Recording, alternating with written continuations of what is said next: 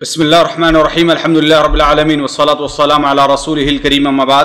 آج بتاریخ 21 جون سن 2021 گروپ سوال شیخ مقصود حفظہ اللہ سے جوابات سیریز SSMS 459 نشر ہونے جا رہی ہے۔ امید کے بغور سماعت فرمائیں گے۔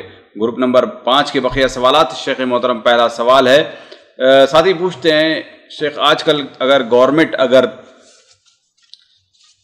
کوئی ایسی اسکیم نکالتی ہے کہ اگر کسی کے پاس 5 ایکڑ یا 5 بیگھہ یا جو بھی زمین ہے، اتنی اگر زمین ہے تو اس کو اس کے اکاؤنٹ میں 2000 روپے دیا جائے گا، تو اس کے لیے جو بھی دستاویزات ہوتے ہیں وہ پیش کر کے کیا گورنمنٹ کی ایسی اسکیم سے فائدہ اٹھایا جا سکتا ہے یا نہیں؟ بھائی اگر گورنمنٹ تعاون کر رہی ہے، یعنی ان کے پاس زمین کم ہے، ہمیں ان کی مدد کرنی چاہیے، ہے کہ نہیں ہے، تو کوئی حرجہ نہیں۔ ہماری گورنمنٹ ہے، اگر ہماری مدد کر رہی ہے تو ہم اس سے استفادہ کریں، کوئی وجہ ممانعت نہیں ہے۔ جی یہاں پر یہ بھی ہو سکتا ہے کہ مثال کے طور پر اگر وہاں پر گورنمنٹ اگر شرط لگاتی ہے کہ اگر مستحق ہوں تو تبھی انہیں دیا جائے گا، تو وہاں پر دیکھیے وہ ایک حد متعین کرتی، اتنی زمین جس کے پاس ہے وہ مستحق ہے، تو اتنی زمین جس کے پاس وہ لے سکتا ہے۔ انکم بھی اگر وہاں پر شرط لگا دی جائے تو لگائے، ظاہر بات ہے ان شروط کو پورا کرنا ضروری ہے۔ جی ان شروط کے اندر کھیل کرنا یہ جائز نہیں ہے۔ اب یہ نہیں تماشا کرنے کے لیے کہ ہاں بھائی اپنی اتنی زمین ہے، آدھا زمین کتنا رسمی صرف جو ہے کاغذات میں کس کو لکھ دیا، اپنی بیوی کو لکھ دیا یا اپنے بیٹے کو دیا، تلاعب نہیں ہونا چاہیے۔ جی یعنی اگر وہاں پر لکھا جاتا ہے کہ اگر یعنی کسی کی 10,000 25,000 50,000 اگر انکم ہے تو وہ بھی حقدار نہیں ہے، تو تبھی وہ بھی نہیں لے سکتے۔ علا کل حال لینے کی جواب صورت یہ ہے کہ جو شرائط گورنمنٹ رکھتی ہے اس کو پورا کیا جائے، اس میں دھوکہ اور تلاعب سے کام نہ لیا جائے۔ اگر جو شرائط اس میں موجود نہیں ہے تو خود سے اس کے بارے میں فکر کرنے کی بھی ضرورت نہیں، کوئی ضرورت نہیں، کوئی ضرورت نہیں۔ جو سامنے 1 2 3 شرائط ہیں، اگر اس میں اگر بندہ اترتا ہے پورے طریقے سے تو لے لیں۔ جی ہاں، اللہ یہ کہ کوئی وہاں پر شک پائی جائے، اس سے ناجائز اور حرام ہونے کا مسئلہ آتا ہے۔ جی اگلا سوال ہے، ساتھی پوچھتے ہیں کہ علامہ احمد سعید ملتانی مماتی دیوبندی نے کتاب لکھی تھی قرآن مقدس اور بخاری محدث، اس میں بخاری شریف پر اعتراض کیے ہیں جن میں ایک روایت کے نبی کریم صلی اللہ علیہ وسلم پر جادو کا اثر نہیں ہوا، اس کے بارے میں رہنمائی فرمائیں۔ بھائی ظاہر بات ہے اللہ کے رسول صلی اللہ علیہ وسلم پر جادو کا اثر صحیح بخاری اور دیگر بہت سی کتابوں سے، اور صحیح بخاری میں صرف ایک راوی نہیں ہے، متعدد روات 7-8 روات اس کی تائید کرتے ہیں۔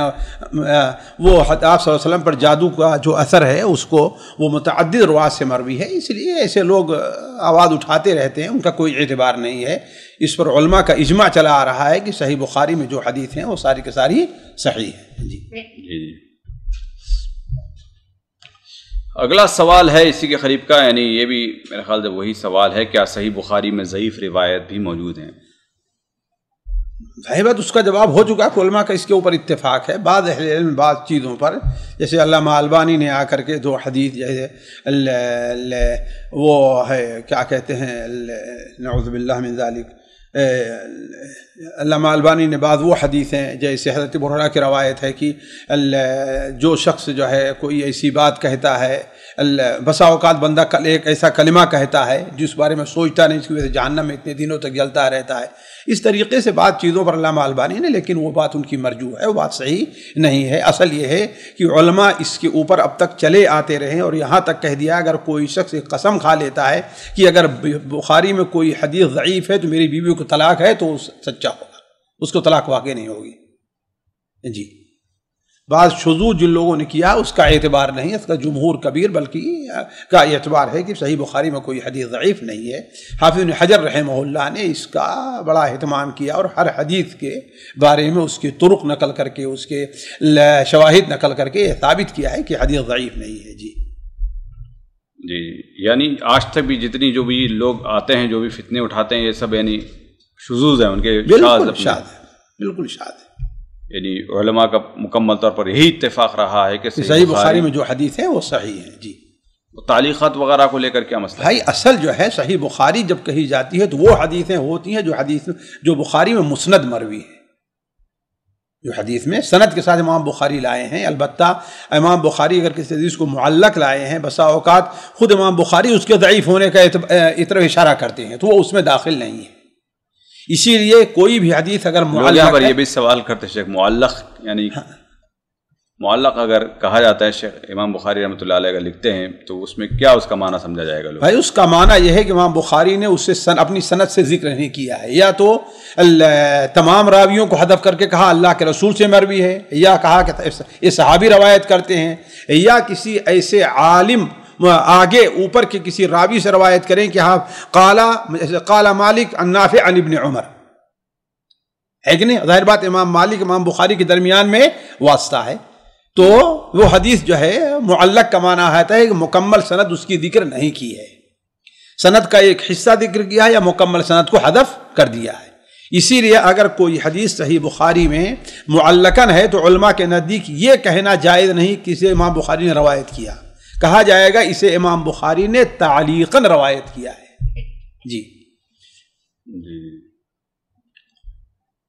اگلا سوال ساتھی پوچھتے ہیں شیخ محترم، جیسا کہ آج کل زوم کا زمانہ ہے اور بہت سارے لوگ زوم پر یعنی قرآن کورس کروا رہے ہیں اور ہر مہینہ ایک پارہ تفسیر سکھاتے ہیں اور اس کے پیسے لیتے ہیں، تو کیا یہ عمل جائز ہوگا یا نہیں؟ علی کل حال وہ اگر قرآن صحیح سکھاتے ہیں، ایسے عالم ہیں جو تفسیر کرنے کا حق ہے، یا اگر وہ خود عالم نہیں ہیں تو علماء کی تفسیر پر اعتبار کر کے اپنے اوپر سے کوئی تفسیر ادھر سے نہیں کرتے ہیں، کر رہے ہیں اور لوگوں سے پیسہ لے رہے ہیں، تو اس میں کوئی حرج کی بات نہیں. خیر ما اخذتم علیہ اجر کتاب اللہ، سب سے بہتر جس کے اوپر تم اجر لو کیا ہے وہ اللہ کی کتاب ہے. جی جو جہاں پر دوسری جگہ پر جو ممانعت آئی ہے، کیا ممانعت آئی ہے کہ قرآن سکھا کے پیسہ نہ لو؟ یعنی قرآن کو یعنی اس کو نہیں، یہ بعض سنن ابو داؤد وغیرہ میں جو وہ روایتیں ہیں وہ ان سے متعلق ہیں، یا تو ان اصحاب الصفہ جو تھے ان کے ساتھ خاص ہے، یا یہ ہے کہ ایک طرف تو زہد کا اور تنگی کا اور شکایت کر رہا ہے اور دوسری طرف جا کر کے وہ پیسے بھی لے رہا ہے، تو وہ اس سے متعلق ہے. اصل یہ ہے کہ اللہ کے رسول صلی اللہ علیہ وسلم نے حضرت ابو سعید خدری نے پیسہ لیا نا، آپ نے کیا فرمایا کہ ان خیر من اتخذتم علیہ اجرا کتاب اللہ، اس میں کوئی حرج نہیں لینے. وہ کیا واقعہ شیخ؟ حضرت ابو سعید خدری رضی اللہ تعالیٰ عنہ اپنی جماعت کے ساتھ جب آ رہے تھے اور راستے میں ایک مقام پر ٹھہرے، ظاہر بات ان کے پاس کچھ نہیں تھا، جو علاقے والے تھے ان لوگوں سے کہا ہمیں کچھ کھانے پینے کے لیے دو، اور یہ ان کا حق بنتا تھا اس لیے کہ مہمان نوازی ایسے وقت میں واجب ہے، لیکن ان لوگوں نے مہمان نوازی سے انکار کر دیا، تو وہ لوگ بیچارے دور ہٹ کر کے کہیں ٹھہر گئے، اپنا بھوکے رہے یا کیسا رہا واللہ عالم. پھر اس کے بعد اسی قبیلے کا جو سردار تھا اس کو رات میں بچھو یا سانپ نے ڈس لیا، جس کی وجہ سے بہت پریشان تھا. اب لوگ اپنے طور پر ٹونا ٹوٹکا کیا، کوئی فائدہ نہیں، تو کہا کہ یہ لوگ جو آئے ہیں یہ کہتے ہیں کہ ان کے پاس آسمانی کتاب ہے، اللہ کا کلام ہے، چلو دیکھیں ان کے پاس کوئی ہے کہ کچھ ہے ٹوٹکا کہ نہیں ٹوٹکا ہے. تو حضرت ابو سعید خدری نے کہا کہ ہاں میں جانتا ہوں، لیکن میں ایسے نہیں کروں گا، اتنی بکریاں دو، 100 200 300 ہم آئے تمہارے پاس جو ہے اور تم نے نہیں کیا، اور اب جو ہے ہماری مہمان نوازی نہیں کی اور ہمارے پاس آئے ہو. تو وہ ظاہر بات قبیلے کا سردار تھا، لوگ راضی ہو گئے. 30 بکریاں ہمارے خیال سے راضی ہوئے تھے 30 بکریوں کے اوپر، واللہ عالم. تو یہ معاملہ تو کر لیا، لیکن جب بکریاں لے لیے تو اب ہوا کہ پتہ نہیں یہ جائز ہے کہ نہیں جائز ہے. احساس بیدار ہوا تو کہا ہم اس میں کوئی تصرف نہیں کرتے ہیں، اللہ کے رسول صلی اللہ علیہ وسلم سے سوال کریں گے. جب آپ صلی اللہ علیہ وسلم نے سوال کیا، کہا کہ ٹھیک ہے اگر کچھ بچا ہے اس وقت مجھے بھی اس میں ذرا کر کے دے دو، ان خیر من اتخذتم علیہ اجرا کتاب اللہ.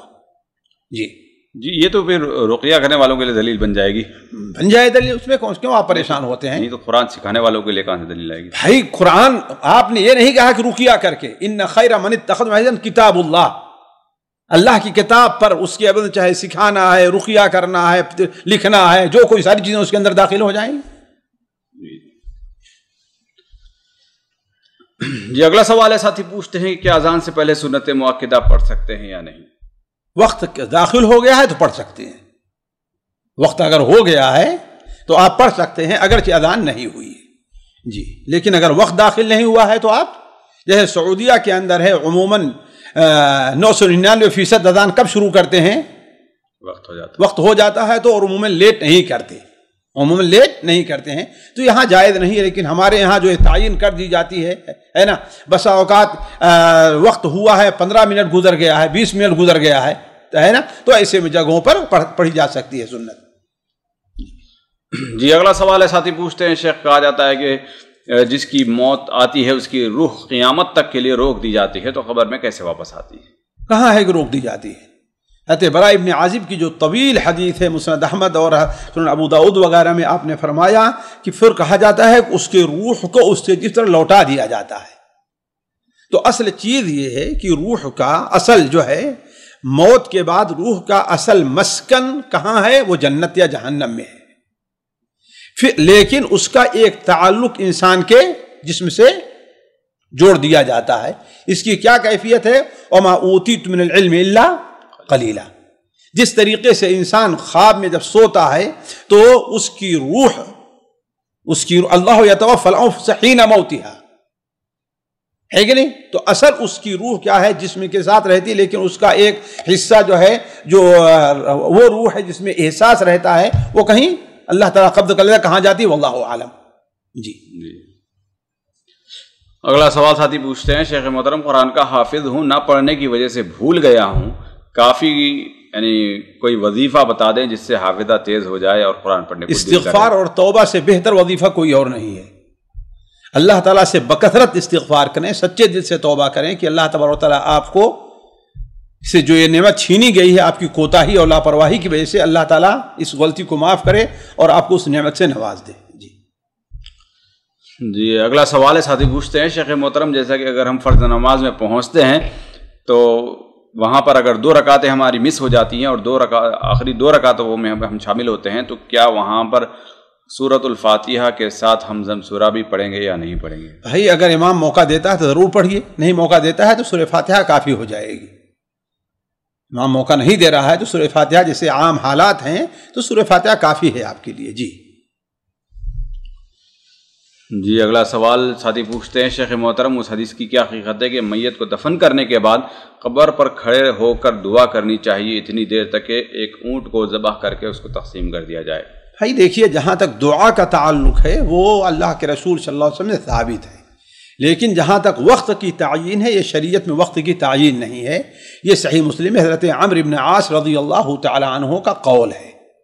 انہوں نے اپنی وفات کے وقت ایک لمبی حدیث ہے جو وہاں پر وہ رو رہے تھے اور افسوس ظاہر کیا تھا، آئے ان کے بیٹے انہیں تسلی دیتے رہے تو اپنا پورا قصہ سنایا، پھر اس کے بعد انہوں نے اپنی جو وصیت کی تھی یہ ہے کہ میرے ساتھ جب میں چلے تو آگ لے کر کے اور شور شرابہ نہیں ہونا چاہیے، اور جب مجھے دفن کر دینا تو دفن کے بعد جو ہے اتنی دیر تک وہاں پر تم ٹھہرے رہنا، دعا کرتے رہنا جتنی دیر میں اتنے اونٹ ذبح کر تقسیم نہ کر دیا جائے، تاکہ میں تمہاری وجہ سے یہاں پر مجھے انسیت رہے، یعنی تم دعا کرتے رہو تو مجھے انسیت رہے اور میں اللہ تعالیٰ کی طرف سے جو فرشتے سوال کرنے آئے گا ان کو میں جواب صحیح دے سکوں۔ تو یہ ایک صحابی کا عمل ہے، صحابی کا قول ہے، کوئی حدیث نہیں ہے۔ تو اس سے تحدید نہیں کی ایسی، البتہ یہ کہا تھا کہ انسان کو وہاں پر خاص طور پر اس کے جو اقارب ہوں، بیٹے ہیں، بھائی ہیں، جگری دوست ہیں، انہیں کچھ دیر تک وہاں پر رکنا چاہیے۔ جی اگلا سوال ہے، ساتھی پوچھتے ہیں شیخ محترم جب وضو کرتے ہیں تو جب چہرہ دھوتے ہوئے داڑھی کے سارے بال کو دھونا ضروری ہے یا نہیں؟ اوپر کا حصہ دھونا ضروری ہے، خاص طور پر داڑھی اگر گھنی ہے تو، اور اگر گھنی نہیں ہے تو ظاہر بات ہے کہ چمڑی دکھائی دے رہی ہے تو ظاہر بات چمڑے پر بھی، لیکن اگر گھنی ہے تو اس کے داڑھی کے جڑوں تک، بالوں تک پانی پہنچانا ضروری نہیں، صرف اوپر کا حصہ اور داڑھی کے اندر صرف خلال کر لینا کافی ہے۔ جی اگلا سوال ساتھی پوچھتے ہیں کہ اگر کوئی بغیر داڑھی والا ہے اس کے پیچھے نماز پڑھ سکتے ہیں یا نہیں؟ مسلمان ہے تو پڑھ سکتے ہیں، کافر ہے تو نہ پڑھیں۔ آپ اگر آپ یہ سمجھتے ہیں کافر ہو جاتا ہے نعوذ باللہ من ذالک، وہ مسلمان ہے، لیکن یہ الگ مسئلہ ہے کہ امام ایسے شخص کو بنانا چاہیے جو نیک اور صالح ہو، لیکن کسی ایسی جگہ پڑھ گئے آپ کی ایک داڑھی والا نماز پڑھا رہا ہے تو آپ یہ نہ کہیں کہ اس کے پیچھے ہمارا نماز نہیں ہوگی، آپ جماعت میں شریک ہو جائیے۔ جی اگلا سوال ہے، ساتھی پوچھتے ہیں کہ پاک و ہند میں نماز عصر اور مغرب سے کم و بیش 1.5 گھنٹہ قبل ہوتی ہے، کیا تاخیر سے ادا کرنا جائز ہے؟ بھائی اتنے تاخیر سے ادا کیا جاتا ہے جب تک سورج پیلا نہ پڑے، لیکن پیلا پڑنے لگے تو اس وقت مکروہ ہو جاتی ہے نا، لیکن جب تک سورج پیلا نہیں پڑ رہا ہے تب تک جو ہے مؤخر کیا جا سکتا ہے. یہ الگ مسئلہ ہے کہ افضل وقت کون ہے، وہ پہلا ہی وقت ہے. جی اگلا سوال ہے، ساتھی پوچھتے ہیں کہ تشہد میں نظر انگلی پہ رکھنے والی حدیث کو بعض علماء ضعیف کہتے ہیں، اس کی وضاحت فرمائیں. بھائی لوگ تو صحیح بخاری کے حدیثوں پہ ضعیف کہتے ہیں، ان کو کیا کریں گے؟ اس سلسلے میں 2 حدیثیں وارد ہیں، سنن ابو داود میں بھی ہے، مسند احمد میں ہے، سنن نسائی میں ہے. حضرت عبداللہ ابن زبیر رضی اللہ تعالی عنہ کی حدیث ہے کہ جس میں ہے لا تجاوز بصرہ اشارتہ، آپ کی نظر جو ہوتی تھی، آپ کے اشارہ جو انگلش کرتے اس سے نہیں ہٹتی تھی. یہ حدیث حق تو یہ ہے کہ یقیناً صحیح سند کے ساتھ نہیں تو کم سے کم حسن سند ضروری ہے. اس میں سے ایک راوی محمد ابن عجلان کے اوپر کچھ کلام ہے، لیکن یہ ہے کہ حافظ ابن حجر رحمہ اللہ نے انہیں صدوق قرار دیا ہے، جن کی حدیث کم سے کم حسن ضرور ہوتی ہے. اور اس کی تائید حضرت عبداللہ ابن عمر رضی اللہ عنہ کی اس حدیث اس اثر سے بھی ہوتی جس میں ان کا عمل نقل کیا گیا ہے، جو صحیح مسلم کی شرط کے اوپر ہے. اصل حدیث صحیح مسلم میں ہے، لیکن یہ الفاظ صحیح سنن ابو داود و سنن ترمذی میں ہیں کہ حضرت عبداللہ ابن عمر اپنی نظر کو وہاں سے ہٹاتے نہیں تھے، نظر کو نہیں ہٹاتے تھے. تو یہ 2 حدیثیں اس بات کی طرف اشارہ ہیں کہ آپ صلی اللہ علیہ وسلم کا عمل یہی رہا ہے. جی اگلا سوال ہے، ساتھی پوچھتے ہیں شیخ محترم، ایک والدہ کے انتقال کے بعد ان کا جو سونا تھا بھائیوں نے یعنی ان کی بہن کو یعنی والدہ کی بیٹی کو جو ہے وہ سونا دے دیا ہے. اب سوال یہاں پر یہ ہے کہ وہ پوچھتی ہیں کہ میں صدقہ جاریہ ان کے لیے کیسے کر سکتی ہوں؟ اگر وہ سونا اگر اس کے بھائی کی بیٹی کے شادی کے لیے دے دے تو اس کا کیش کروا کے جو بھی ہے تو ضرورت مند ہے، تو کیا وہاں پر بھی ثواب ملنا ممکن ہے یا نہیں ہے؟ دیکھیے جہاں اس سے پہلے والی حدیث بارے میں حضرت عبداللہ ابن عمر کا جو قول ہے رما ببصرہ الیہا کے الفاظ ہیں، یعنی اپنی نظر کو اس کے اوپر لگا دیتے تھے، گاڑ دیتے تھے.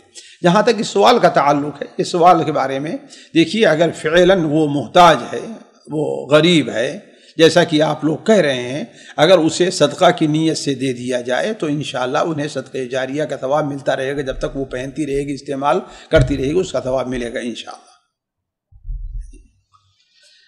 اگلا سوال ساتھی پوچھتے ہیں کہ اگر عورت شوہر کو بولے کہ میں تمہیں طلاق دیتی ہوں، یہ کیا کہنا درست ہے؟ ظاہر بات ہے طلاق دینا عورت کا حق نہیں ہے، شوہر کا حق ہے. لاکھ وہ کہتی رہے اسے طلاق واقع نہیں ہوگی. اسے اگر چاہیے تو وہ خلع لے، نہ کہ وہ طلاق دے. انما الطلاق لمن اخذ بالساق. طلاق خالی شوہر کا حق ہے، اس میں عورت کا نہ رضامندی، عورت کی رضامندی کا دخل ہے، نہ عورت کی موافقت کا دخل ہے، نہ عورت کی طلب کا دخل ہے. جی اگلا سوال ساتھی شیخ محترم پوچھتے ہیں کہ ایک صاحب جیسے مشہور ہیں کہ اگر کوئی کہے کہ امام ابن تیمیہ رحمۃ اللہ علیہ نے توحید کی جو اقسام بیان کی کچھ زیادہ اور کچھ غیر ضروری بیان کی ہیں تو اس کا کیا جواب دیا جا سکتا ہے؟ دیکھیے جو ہے قافلہ چلتا رہتا ہے اور کتے بھونکتے رہتے ہیں، ہے کہ نہیں ہے؟ اب ایسے لوگ چھوٹے طالب علم جو عربی نہیں جانتے وہ امام ابن تیمیہ رحمہ، میں نے کہا امام ابن تیمیہ معصوم الخطا ہیں، لیکن اب ایسے لوگ اعتراض کرنا شروع کر دیں تو ظاہر بات ہے دنیا کوئی امام بچنے والا نہیں ہے. امام ابن تیمیہ رحمہ اللہ نے توحید اور عقیدہ سلف کی بڑی خدمت کی ہے، اللہ تبارک و تعالیٰ قبول فرمائے. ایسے لوگوں کی کوئی اہمیت نہیں ہے، چھوڑ دیجئے اس کو آپ. جی اگلا سوال ساتھی پوچھتے ہیں شیخ محترم سورۃ البقرہ پڑھنے کا صحیح طریقہ کیا ہے؟ کیا دن میں ایک ہی مجلس میں اس کو پڑھنا چاہیے یا دھیرے دھیرے کر کے پڑھا جا سکتا ہے؟ ایک آدمی ہی کو پڑھنا ضروری ہے اور کیا کئی آدمی بھی اس کو پڑھ سکتے ہیں؟ کیا فضیلت پانے کے طریقے ہیں؟ دیکھیے آپ صلی اللہ علیہ وسلم نے جو کہا ہے کہ سورۃ البقرہ لا یستطیع البطلہ، اس کے اوپر جادوگر کا جو ہے غالب نہیں آ سکتا، تو اس کا مطلب یہ ہے کہ ایک ہی شخص جو ہے گھر کا ذمہ دار ہے یا گھر میں جو رہتا ہے وہی شخص پڑھے. اور اصل تو یہ ہے کہ ایک ہی مجلس میں پڑھا جائے. ایک ہی مجلس کا معنی یہ نہیں ہے کہ اگر اسے جو ہے استنجا کی ضرورت پڑ گئی یہ ہوئے تو وہاں پر نہ جائے، نہیں، لیکن یہ ہے کہ لوگوں کو تقسیم کر کے پڑھنا یہ نہیں ہوگا کہ کسی ایک شخص نے پڑھا ہے. تو اصل یہ ہے کہ حدیث کا ظاہر فضیلت جو گھر میں شیطان داخل نہیں ہوتا اصل فضیلت یہی ہے کہ ایک آدمی پڑھے اس کو. جی، اور بہتر یہ ہے کہ ایک ہی مجلس میں، لیکن یہ ہے کہ اگر جو ہے کوئی حاجت درپیش ہے یا انسان اتنا نہیں پڑھ سکتا ہے، کچھ کام آ جاتے ہیں، اتنا اس کے پاس وقت نہیں ہے، تو امید کی جاتی ہے اگر الگ الگ بھی پڑھ لے گا تو انشاءاللہ ہو جائے گی۔ لیکن ظاہر حدیث یہی ہے کہ ایک ہی مجلس میں ہونا چاہیے اور ایک ہی شخص طرف سے ہونا چاہیے۔ اس فضیلت کے لیے یعنی کچھ ایام بھی ہیں، اتنے دن پڑھنا چاہیے، 40 دن لوگ کہتے ہیں۔ دیکھیے 40 دن کی کوئی نہیں ہے، البتہ آخری آیات کی فضیلت آپ نے جو بیان فرمائی ہے، تو آپ نے فرمایا کہ جس گھر میں 3 دن پڑھی جائے گی شیطان اس سے بھاگ کھڑا ہوگا، شیطان اس سے بھاگ کھڑا ہوگا۔ تو یہ اس صورت میں ہے جب کہ کچھ ایسا ہو کہ ہاں بھائی ہمارے گھر میں شیطان کا داخلہ ہو گیا ہے، یا شیطان جو ہے کسی لوگوں پر حملہ آور ہے، یا کسی جادو وغیرہ کا اثر ہے، تو ایسی صورت میں انسان 3 دن تک لگاتار پڑھے۔ ورنہ حدیث کا مطلب ہے کہ یا بکثرت جو ہے اس کی تلاوت جو ہے ہونی چاہیے سورہ بقرہ کی گھر میں۔ جی، اگر معمول بنا لے ہر ہفتے ایک مرتبہ پڑھنا شروع کوئی حرج نہیں انشاءاللہ، لیکن اس کے ساتھ ساتھ پورے قرآن کو چھوڑ نہ دے۔ قرآن کا کوئی حصہ چھوٹا ہوا نہیں ہے، کوئی حصہ چھوٹا، پورے قرآن کے اہتمام کے ساتھ اگر بعض صورتوں کا جن کی فضیلت والی زیادہ اہتمام کرتا ہے تو اس میں کوئی حرج نہیں ہے۔ جی، اگر کسی گھر میں مجبور ہے پڑھنے کے لیے، کوئی یعنی امکان نہیں ہے وہاں پر، تو کیا ریکارڈنگ سے کام چل سکتا ہے؟ ریکارڈنگ سے کام نہیں چلے گا، کسی نیک بندے کو بلا کر کے وہاں پر پڑھوائیں۔ جی، یہ جائز ہو سکتا ہے؟ یہ جائز ہو سکتا ہے، لیکن ریکارڈنگ اس کا قائم مقام نہیں ہو سکتی۔ جی، جس طریقے سے آپ کو اذان نہیں آتی یا امامت نہیں کر سکتے ہیں تو لاتے ہیں کسی کو امامت کرنے کے لیے نہیں لاتے ہیں۔ جی، تو ریکارڈنگ سے کام تھوڑی چلے گا کہ آپ جو ہے خانہ کعبہ کے رکانی پیچھے نماز پڑھتے رہیں آپ۔ پھر علماء کرام قرآن خوانی سے منع کرتے ہیں گھر میں۔ یہاں قرآن خوانی کہاں ہو رہی ہے؟ دوسرے گھر میں بھی افتتاح کے ٹائم پہ لوگ جو ہے، تو یہاں افتتاح کرنے کہاں آ رہا ہے؟ نہ وہ چیز ہے نہ یہ چیز ہے۔ وہ صرف ہمیں نہیں، ہم چاہتے ہیں قرآن ہمارے گھر کی برکت ہو، ہم نہیں پڑھ پا رہے ہیں، ہے کہ نہیں؟ ایک خاص موقع سے تو کچھ کوئی مانیت نہیں ہے۔ یعنی گھر کے افتتاح کے ٹائم پر اگر 5-6 لڑکوں کو بلا کر قرآن ختم کروایا جاتا ہے تو یہ کیا پھر کس ضمن میں آئے گا؟ بھائی دیکھیے، اصلاً چیز یہ ہے کہ یہ ظاہر بات ہے، اس کے اوپر کوئی دلیل نہیں ہے، اس کے اوپر کوئی دلیل نہیں کہ اللہ کے رسول صلی اللہ علیہ وسلم کسی گھر کی افتتاح کے لیے کیا کرتے تھے؟ قرآن خوانی کرواتے تھے، کسی میت پر قرآن خوانی کرواتے تھے۔ لیکن یہ ہے کہ آپ صلی اللہ علیہ وسلم گھر میں ہیں، اس میں قرآن پڑھنے کا اہتمام کرتے تھے، ہے کہ نہیں ہے؟ لہذا ایک خاص موقع پر اگر کوئی آدمی نہیں پڑھے اور وہ چیز وہ ثابت ہے شریعت سے، یہ نہیں کہ اس کے لیے جیسے قرآن خوانی ہے یا افتتاح کے لیے یہ چیز ثابت نہیں ہے، لیکن ایک چیز ثابت ہے کہ ٹھیک ہے ہمارے گھر میں پریشانی ہے، ڈرتی ہے، مجھے لگ رہا ہے کسی وجہ شیطان آ گیا، کوئی آدمی 3 دن آ کر کے پڑھ دے، انشاءاللہ کوئی حرج نہیں ہے۔ جی، یعنی یہ تو پھر یہاں پہ وہی اجرت بھی لی جا سکتی ہے، پھر وہ نہیں آ جاتا ٹھیک، اجرت دے لے وہ اجرت، تو برکت وغیرہ سب چیزیں شامل ہو جائیں گی۔ اس کی نیت پر ہے، اس کی نیت کے اوپر ہے۔ جی، اگلا سوال ہے، ساتھی پوچھتے ہیں شیخ محترم زمزم کی بوٹلیں جو ہے نا، یعنی بعض بڑی مارکیٹوں میں سستی ملتی ہیں، تو وہاں سے خرید کر بقالے وغیرہ یعنی چھوٹی دکانوں پر 1-2 ریال اس میں منافع رکھ کر بیچنا، اس کا کیا حکم رکھتا ہے؟ کوئی حرج نہیں، اگر اصل خرید کر کے لایا ہے تو اس کو بیچ سکتا ہے، کوئی حرج نہیں، کوئی حرج نہیں۔ ہم پانی بیچتے ہیں کہ نہیں بیچتے ہیں؟ جی جی جی، اگلا سوال ہے، ساتھی پوچھتے ہیں شیخ محترم کی ایک بیوی بد زبان ہے اور نافرمان ہے، اور ساتھ میں تھوڑی سی بات پر ناراض ہو کر میکے میں 1 سال سے بیٹھی ہوئی ہے، تو اس کے ساتھ کیا معاملہ کرنا چاہیے؟ سب سے آسان اس کا حل ہے دوسری شادی کر لو، چھوڑ دو اس کو، سب سے آسان۔ 2 بچے بھی ہیں، تو کیا ہوا؟ کوئی ضروری ہے کہ 2 ہی بچے رہے؟ بچوں کو اپنا لے لے، اس سے بہتر حل اور کیا ہوگا؟ یا تو پھر لاؤ اس کو باندھ کر کے رکھو، پھر ہے نا؟ ایسی عورتوں کے ساتھ ایسا ہی معاملہ کرنا چاہیے۔ میں حقیقت کیا ہے واللہ عالم، آدمی اپنی غلطی نہیں بتاتا، لیکن ان کے سوال کی بنیاد پر میں کہہ رہا ہوں، جواب دے رہا ہوں۔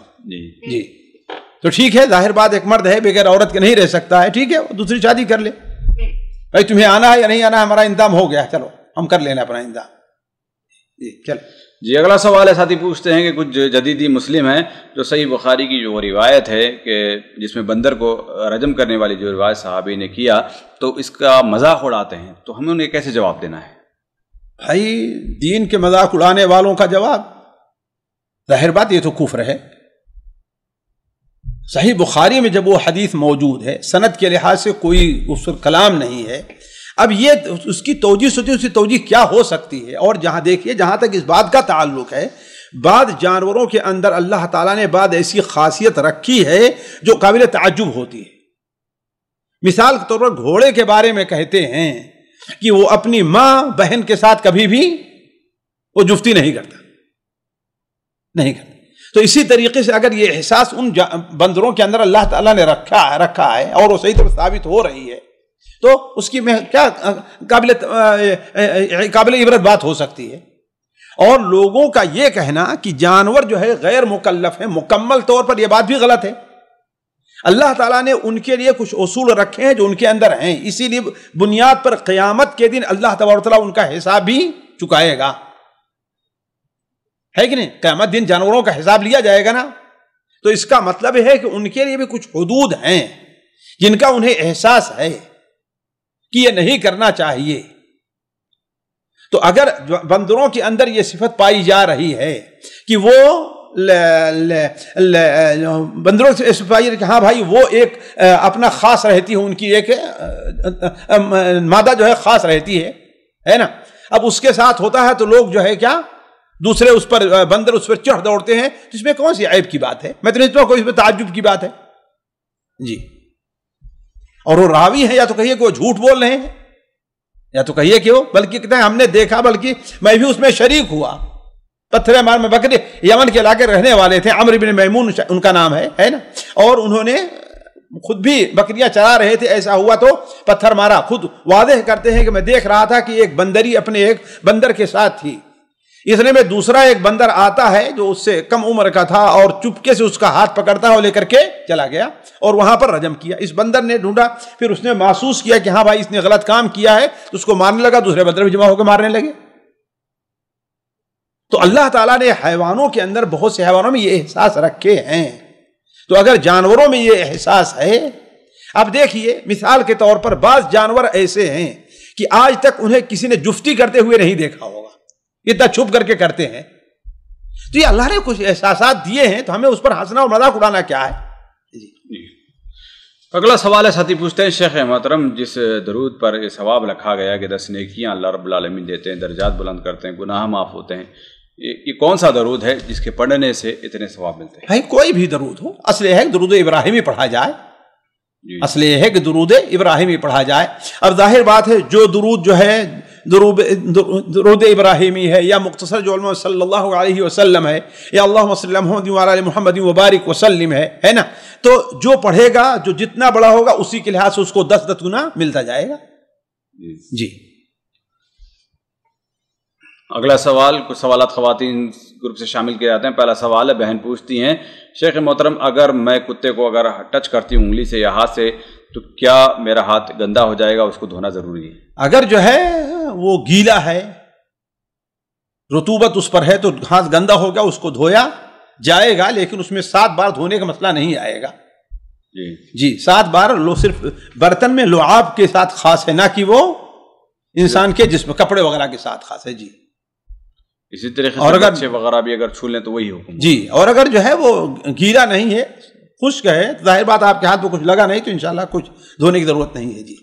اس کے منہ میں اگر ہاتھ چلا جائے تو ٹھیک ہے، ہاتھ دھل لیں آپ، تب بھی 7 مرتبہ ایسا دھلنے کی کوئی نہ ہے، اس کی کوئی دلیل نہیں کہ ہاتھ کو بھی 7 بار دھولا جائے جی۔ جی اگلا سوال بہن لکھتی ہیں کہ ہم نے اس طرح سے شیخ محترم، ہم نے اس طرح سے سنا ہے کہ غم یا پریشانی کے عالم میں انسان جب زار و خدار ہوتا ہے، لمبے لمبے سانس لے کر منہ کھول کر، تو اس وقت شیطان مردود اس کے جسم کے اندر داخل ہو جاتا ہے، کیا ایسا ہے؟ اگر ایسا ہی ہے تو بعض لوگ نماز کے اندر بھی ہچکیاں لے کر دوران نماز روتے ہیں، کیا اس وقت بھی یہ معاملہ ہوتا ہے؟ مجھے یہ علم نہیں ہے، کسی اور سے پوچھ لیں، میرے علم میں یہ حدیث نہیں ہے۔ یہ الگ مسئلہ ہے کہ شیطان ایسے موقع پر خوش ضرور ہوگا، ہے نا، مزید جو ہے وہ رونے کے لیے اس کو کہے گا، لیکن یہ ہے کہ اگر انسان ہچکیاں لیا نماز میں رو رہا ہے، اور بسا اوقات ہر آدمی کے اندر برداشت کا وہ مادہ نہیں ہوتا ہے، وہ قوت ضبط نہیں ہوتی ہے، تو انشاءاللہ اس پر کوئی حرج نہیں ہے، بلکہ اگر وہ اللہ کے لیے رو رہا ہے تو اس پر جو ہے ثواب کا وہ حقدار ہوگا جی۔ اگلا سوال بہن پوچھتے ہیں کہ شیخ محترم سجدے تلاوت کیسے کرنا چاہیے؟ صحیح طریقہ کار کیا ہے کہ اللہ اکبر کہتے ہوئے سجدے میں جائیں اور اٹھتے وقت بھی اللہ اکبر کہنا چاہیے یا نہیں؟ بھائی دیکھیے، جہاں تک سجدے میں جانے کا تھا، صراحت آئی حدیث میں کہ آپ نے اللہ اکبر کہا اور سجدے میں چلے گئے، ہے نا. لیکن نماز میں اگر نہیں ہے تو اٹھتے ہوئے سجدہ کرے گا یا نہیں کرے گا، یہ اہل علم کے نزدیک مختلف ہی ہے. اللہ اکبر کہے گا، اللہ اکبر کہے گا کہ نہیں کرے گا، یہ اہل نزدیک مختلف ہی ہے.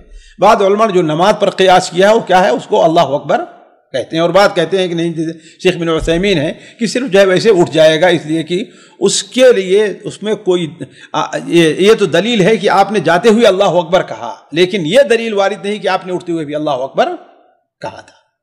نماز میں تو کہنا پڑے گا نا. نماز میں اس لیے کہنا پڑے گا کہ ہر جھکتے اٹھتے آپ اللہ اکبر کہتے، اس حدیث سے لیا جائے گا، نہ کہ یہ ہے کہ آپ نے اللہ اکبر کہہ کر آپ اٹھے ہیں. جی تو اس کا مطلب یعنی ان کی حساب سے کہ جاتے ہوئے بھی جانا ضروری نہیں ہے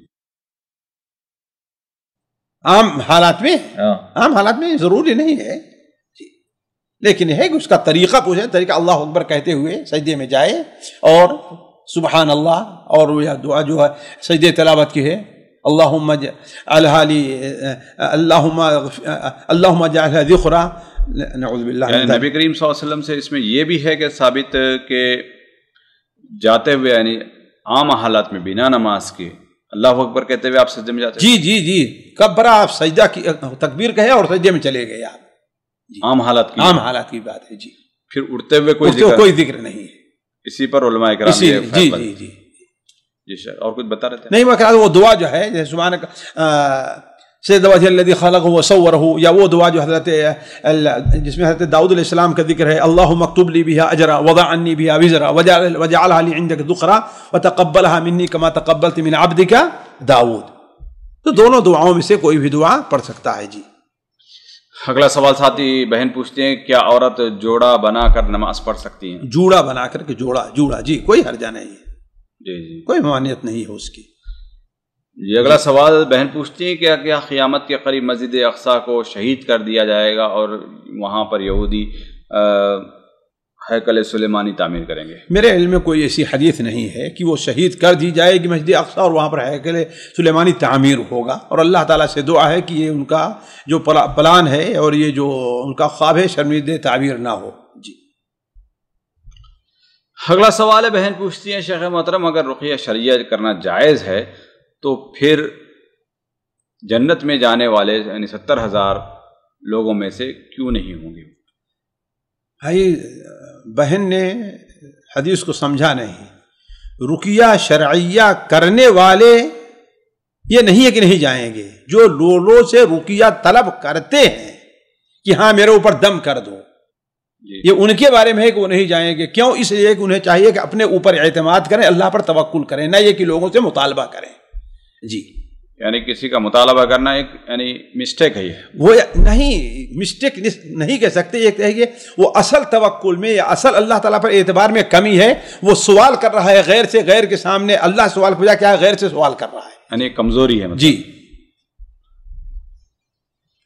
اگلا سوال ہے بہن پوچھتے ہیں کہ سجدہ تلاوت اگر بھول جائے تو کیا کرنے؟ گناہ ہوگا کچھ؟ کوئی گناہ نہیں ہے انشاءاللہ، کوئی گناہ نہیں ہے. جی سجدہ تلاوت سنت ہے، واجب نہیں ہے. جی ایک بہن نے پوسٹ بھیجی ہے، پوچھتی ہیں کہ اگر تمہاری ماں تمہارے غصے کی وجہ سے تم سے بات کرتے ہوئے ڈرتی ہو تو تم پھر افسوس کرو کیونکہ تم نے اپنے ہاتھوں مغفرت کا دروازہ بند کر دیا. یہ کہاں تک صحیح ہے؟ ظاہر بات ہے یہ لوگوں کی اپنی سوچ ہے، کسی حد تک صحیح بھی ہو سکتی ہے، جبکہ والدہ کی ناراضگی میں حق بجانب ہوں. لیکن عام طور پر بسا اوقات جاہل عورتیں بلا وجہ بھی ناراض ہو جاتی ہیں. ہاں یہ کام کرو، ناجائز مطالبہ کر رہی ہیں، غلط مطالبہ کر رہی ہیں اور کہتی ہیں کیسا کرو ورنہ میں تم سے ناراض ہو جاؤں گی، اپنی بیوی کو طلاق دو ورنہ میں ناراض ہو جاؤں گی.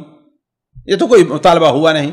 ہاں اپنی بہن کے لیے اتنا لا کر کے دو ورنہ میں ناراض ہو جاؤں گی، یہ تو کوئی مطالبہ ہوا نہیں. اگر حق بجانب ہے ناراض ہونے میں تو ظاہر بات ہے انسان کے لیے بڑے خسارے کا سبب ہے. جی یہاں پر تو ڈرنے کا لفظ استعمال ہوا ہے کہ ماں ڈرتی ہے اتنا، یعنی اس کی ہیبت ہے. بھائی یہ بھی تو اس سے خرابی چیز. ظاہر بات ہے کیوں ڈرتی ہے؟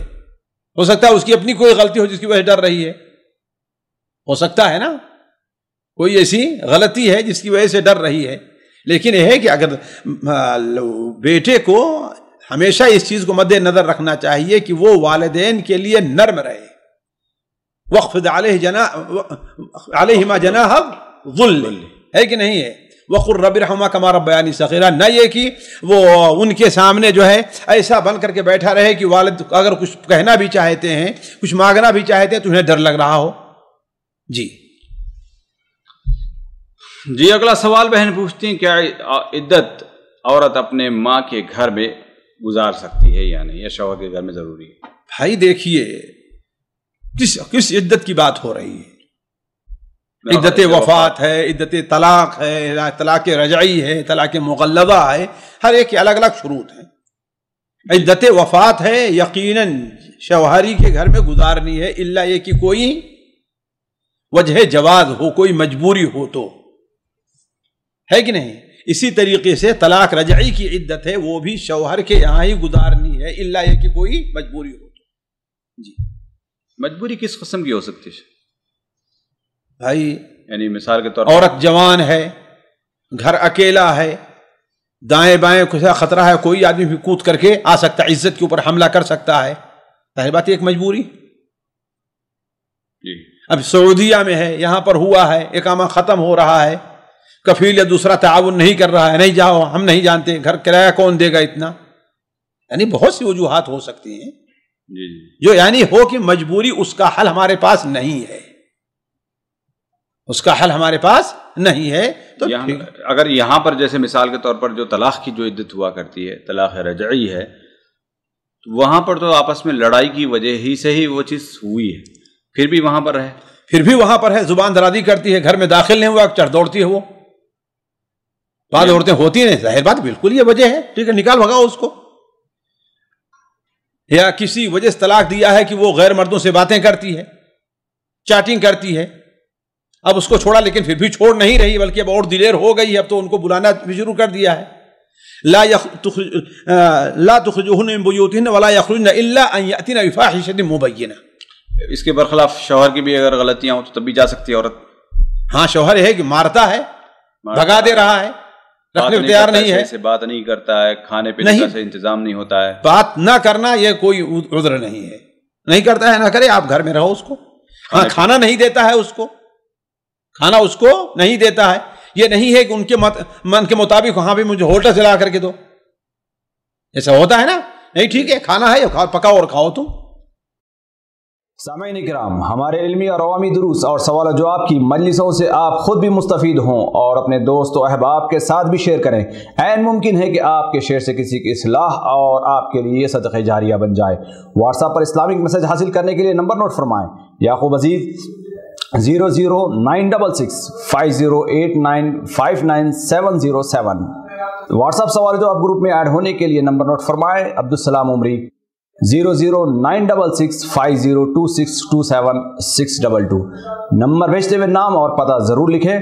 اسی طرح ہمارے یوٹیوب چینل اسلامی دعویٰ کو ضرور سبسکرائب کریں تاکہ ہماری ہر نئی اور اہم ویڈیو کی اطلاع آپ کو فوری حاصل ہو جائے۔ تمام دروس، مقالات اور سوال و جواب سیریز کے لیے ہماری مشہور ویب سائٹ www.islamidawah.com کا مشاہدہ کرتے رہیں۔ السلام علیکم ورحمۃ اللہ وبرکاتہ۔